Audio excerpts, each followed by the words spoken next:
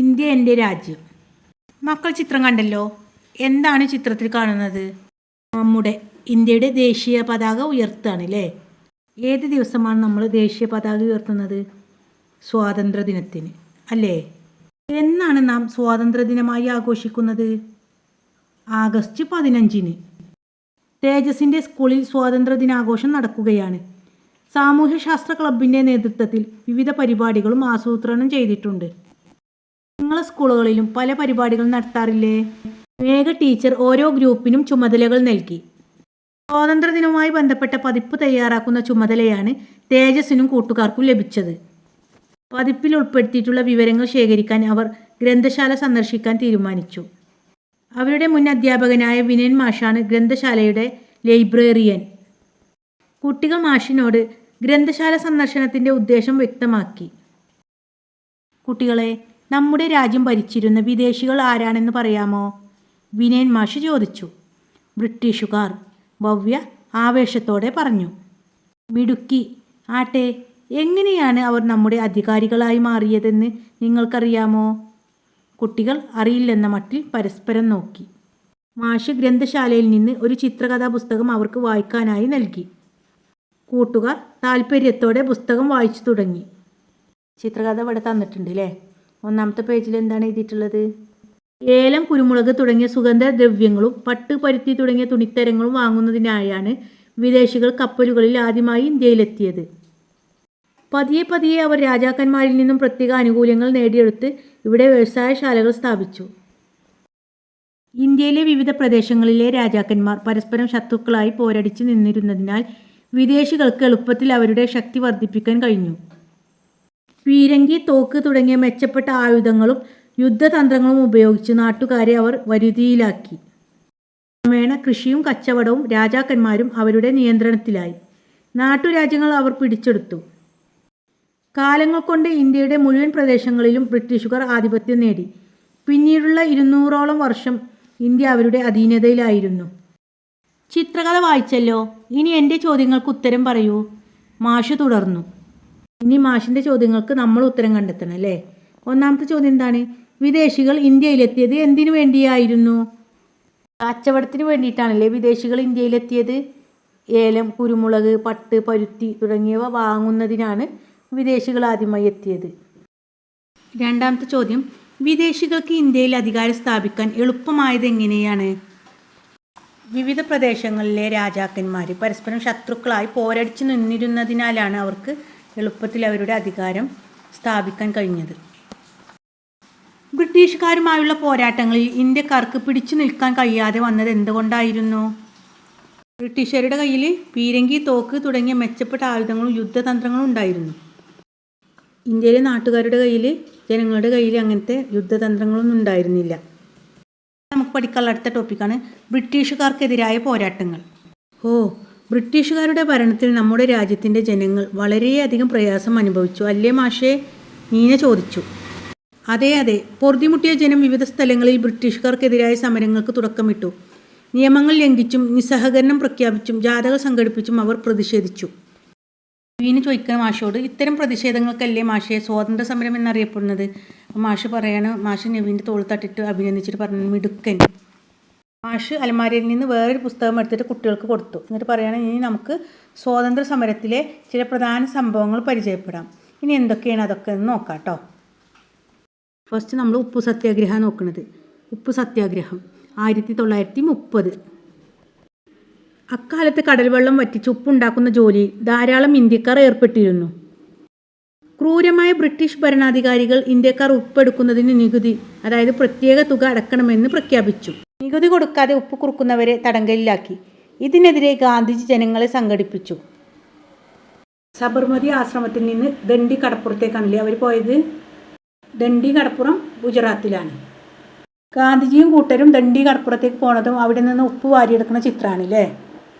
കടൽ വെള്ളം വറ്റിയാണ് ഉപ്പുണ്ടാക്കുന്നത്. ഉപ്പിന് ബ്രിട്ടീഷ് ഭരണകൂടം വലിയ തോതിൽ നികുതി ഏർപ്പെടുത്തി.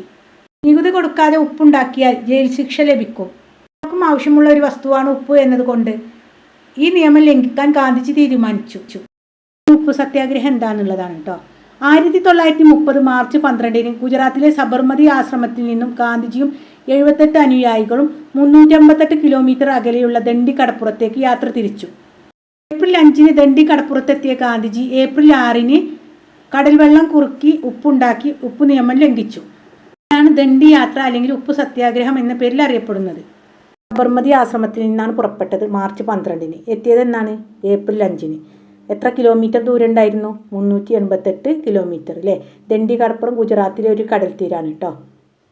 78 അനുയായികൾ, ഗാന്ധിജിയെയും കൂട്ടിയിട്ട് 79 ആളുകളാണ് ദണ്ഡി കടപ്പുറത്തേക്ക് പുറപ്പെട്ടത്. ജനങ്ങളൊക്കെ നോക്കി നിൽക്കെ വലം കൈയിൽ ഉപ്പ് വാരിയെടുത്ത് അത് ആകാശത്തേക്ക് ഉയർത്തി ഗാന്ധിജി പറഞ്ഞു, ഈ ഒരു പിടി ഉപ്പ് ശക്തിയുടെ പ്രതീകമാണ്. ഉപ്പ് പിടിച്ച ഈ മുഷ്ടി തകർത്തേക്കാം, എന്നാലും ഈ ഉപ്പ് വിട്ടുകൊടുക്കില്ല. അങ്ങനെ ഇന്ത്യൻ സ്വാതന്ത്ര്യ സമര രംഗത്ത് ഉപ്പ് ശക്തിയുടെ പ്രതീകമായി. സബർമതി ആശ്രമത്തിൽ നിന്നാണ് ദണ്ഡി കടപ്പുറത്തേക്ക് പുറപ്പെട്ടതെന്ന് നമ്മൾ പറഞ്ഞല്ലോ. ആ സമയത്ത്, ആ യാത്ര പുറപ്പെടുന്ന സമയത്ത് അവിടെ കുറേ ആളുകൾ, ആയിരങ്ങൾ അവിടെ തടിച്ചുകൂടിയിരുന്നു. അവരോടായി ഗാന്ധിജി പറഞ്ഞത് എന്താണ്? മക്കൾക്കറിയോ? കേട്ടിട്ടുണ്ടോ? ഒന്നുകിൽ ലക്ഷ്യം നേടി ഞാൻ തിരിച്ചു വരും, പരാജയപ്പെട്ടാൽ ഞാൻ എൻ്റെ ശരീരം സമുദ്രത്തിന് സമർപ്പിക്കും. മനസ്സിലായില്ലേ മക്കൾക്ക് ഉപ്പ് സത്യാഗ്രഹം എന്താണെന്നുള്ളത്? ഉപ്പ് സത്യാഗ്രഹം സംഘടിപ്പിച്ച തീയതിയും സ്ഥലവും ആണ് 1930 മാർച്ച് 12 സംഘടിപ്പിച്ച ഡേറ്റാണ് അല്ലേ. ഉപ്പ് കുറുക്കി നിയമം ലംഘിച്ചത് എന്നാണ്? ഒന്ന് കമൻറ്റ് ചെയ്യാൻ കേട്ടോ. ആരും കമൻറ്റ് ഇടുന്നില്ലല്ലോ. എന്താ മക്കൾക്ക് ഇഷ്ടമായില്ലേ ക്ലാസ്സുകളൊന്നും? 4ാം ക്ലാസ്സിൻ്റെ ഫുൾ സബ്ജക്റ്റ് നൽകുന്നുണ്ട് കേട്ടോ. മാത്സ് EVS ഒക്കെ 1ാമത്തെ യൂണിറ്റ് കഴിഞ്ഞിട്ടുണ്ട്. ചോദ്യോത്തരങ്ങളൊക്കെ അതിൻ്റെ കൂടെ തന്നെ, പ്രവർത്തനങ്ങളൊക്കെ കൂടെ തന്നെ നൽകിയിട്ടുണ്ട്. മക്കളൊക്കെ പോയി കാണുക കേട്ടോ. ഗാന്ധിജിയുടെ നേതൃത്വം, ദണ്ഡി യാത്ര, ഇതൊക്കെ നമ്മൾ പറഞ്ഞു അല്ലേ. ദണ്ഡി കടപ്പുറം ഗുജറാത്തിലാണ്. ഇന്ത്യയിലെ ഏറ്റവും കൂടുതൽ കടൽ തീരമുള്ള സംസ്ഥാനം ഗുജറാത്താണ്. മക്കളോട് ഒരു പ്രത്യേക കാര്യം പറയാനുള്ളത്, നമ്മുടെ ചാനലിലൂടെ GK ക്ലാസ്സുകൾ നൽകുന്നുണ്ട് കേട്ടോ. എല്ലാ ദിനാചരണ ക്വിസ് വീഡിയോസും നൽകുന്നുണ്ട്. നിങ്ങൾക്ക് വേണ്ടിയിട്ട് LSS ക്ലാസ്സുകൾ നൽകുന്നുണ്ട്. ക്ലാസ്സുകൾ നൽകാൻ വേണ്ടിയിട്ട് ഒരു വാട്സപ്പ് ഗ്രൂപ്പ് ഉണ്ട്. എല്ലാ വീഡിയോസിലും പറയാറുണ്ട്. ഇനിയും ജോയിൻ ചെയ്യാത്ത മക്കൾ അതിലും ജോയിൻ ചെയ്യണം കേട്ടോ. പത്ര കട്ടിങ്സുകളും കറണ്ട് അഫയേഴ്സ് ഭാഗങ്ങളും നിർദ്ദേശങ്ങളൊക്കെ നമുക്ക് ഗ്രൂപ്പിൽ നൽകാം. LSSന് വേണ്ടിയിട്ട് ഉണ്ടാക്കിയ ഗ്രൂപ്പാണ്. ഫസ്റ്റ് ടൈം എക്സാമിന് ഫുൾ മാർക്ക് കിട്ടിയ കുട്ടികളാണ് LSSന് സെലക്ട് ചെയ്യുക. മക്കൾ നന്നായിട്ട് പഠിക്കുക. അടുത്ത് നമുക്ക് പഠിക്കാനുള്ളതാണ് ക്വിറ്റ് ഇന്ത്യ സമരം. 1942 ഇത് നടന്നത്. ഇപ്പോൾ സത്യാഗ്രഹം, ക്വിറ്റ് ഇന്ത്യ ഇതൊക്കെ അവസാനമായിട്ട് നടന്ന സംഭവങ്ങളാണ്. അതിനു മുമ്പ് 1800കളിൽ, 1700കളിലൊക്കെ പല സംഭവങ്ങളും കേരളത്തിലും ഇന്ത്യയുടെ പല സംസ്ഥാനങ്ങളും നടന്നിട്ടുണ്ട്. ഈ പാഠഭാഗത്തിൻ്റെ പല പല ഭാഗങ്ങളിൽ പഠിക്കുമ്പോൾ അത് ചെറിയ നോട്ട്സാക്കി നൽകാം കേട്ടോ. മക്കൾ അറിഞ്ഞിരിക്കേണ്ട സംഭവങ്ങളാണ്. ഇവിടെ സ്വാതന്ത്ര്യ സമര സേനാനിയുടെ ഡയറി കുറിപ്പ് തന്നിട്ടുണ്ട്, അതൊന്ന് വായിക്കാം. 1942 ആഗസ്റ്റ് 8. സ്വാതന്ത്ര്യത്തിന് വേണ്ടിയുള്ള പോരാട്ടങ്ങളിൽ എനിക്ക് ഏറ്റവും ആവേശവും ഊർജവും ലഭിച്ച ദിനമായിരുന്നു ഇന്ന്. ഇന്ത്യൻ നാഷണൽ കോൺഗ്രസിൻ്റെ ബോംബെ സമ്മേളനത്തിൽ ഇന്ന് ഞാൻ പങ്കെടുത്തു. സമ്മേളനത്തിൽ വെച്ച് ക്വിറ്റ് ഇന്ത്യ എന്ന ആവശ്യം അവതരിപ്പിക്കപ്പെട്ടു. ഇന്ത്യ വിടുക എന്നത്രേ ഈ മുദ്രാവാക്യത്തിൻ്റെ അർത്ഥം.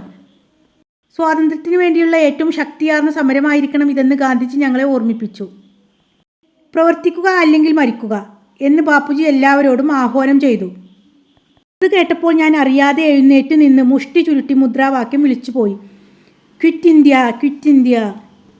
ആയിരങ്ങൾ പങ്കെടുത്ത ഈ സമരത്തിൻ്റെ മുദ്രാവാക്യം ഇന്ത്യ എങ്ങും മുഴങ്ങിക്കേട്ടു. ഒരു ചോദ്യം തന്നിട്ടുണ്ട് അല്ലേ. ക്വിറ്റ് ഇന്ത്യ ദിനം എന്നാണ്? ആഗസ്റ്റ് 9.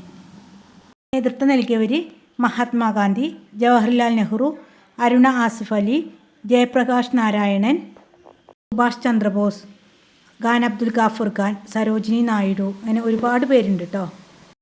സമരത്തിൻ്റെ ഫലം എന്തായിരുന്നു? ക്വിറ്റ് ഇന്ത്യ സമരത്തിന് ശേഷം ഇന്ത്യക്ക് സ്വാതന്ത്ര്യമൊന്നും കിട്ടിയിരുന്നില്ല. എന്നിരുന്നാലും ഇന്ത്യയുടെ പല ഭാഗത്തു നിന്നുള്ള ജനങ്ങളും ഒന്നിച്ചുള്ളൊരു സമരമായിരുന്നു ഇത്. ഇത് ഇന്ത്യക്കാർക്ക് ശക്തി കൂട്ടി. ഇത് നടന്നത് ബോംബെയിലെ ഗോവാലിയ ടാങ്ക് മൈതാനത്തിൽ വെച്ചാണ്. ക്വിറ്റ് ഇന്ത്യ സമരം നടന്നുകൊണ്ടിരിക്കെ ഗാന്ധിജി, നെഹ്റു തുടങ്ങിയ നേതാക്കന്മാരെ ബ്രിട്ടീഷുകാർ അറസ്റ്റ് ചെയ്തു. എന്നാലും ഈ സമരം വിജയിച്ചു. ഇത് ഇന്ത്യൻ സ്വാതന്ത്ര്യ സമരത്തിലെ ക്ലൈമാക്സ് എന്നറിയപ്പെടുന്നു. ഇനി അടുത്ത് നമുക്ക് പഠിക്കാനുള്ളതാണ് സ്വാതന്ത്ര്യ സമരം കേരളത്തിലും. കേരളത്തിലും ഒരുപാട് സ്വാതന്ത്ര്യ സമരങ്ങൾ നടന്നിട്ടുണ്ട്. അതിൽ പ്രധാനപ്പെട്ട ഒന്നാണ് ഉപ്പ് സത്യാഗ്രഹം.